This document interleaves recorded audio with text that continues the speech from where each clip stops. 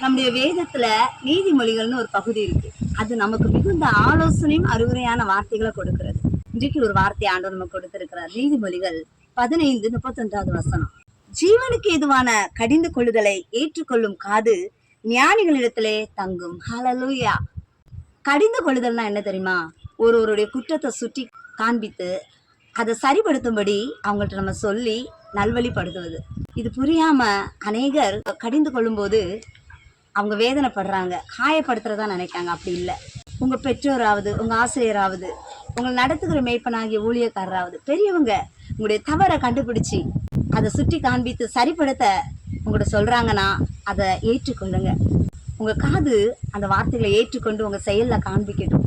அது உங்களை நல்வழிப்படுத்துவதற்காக மட்டும்தான். நீங்க அப்படி கேட்கும் பொழுது அது உங்க ஜீவனை போன்றுதான் இருக்கிறது. அப்படி கேட்டு நடக்கிறவங்க நிச்சயமா அவங்க விவேகம் உள்ளவங்களா இருப்பாங்க.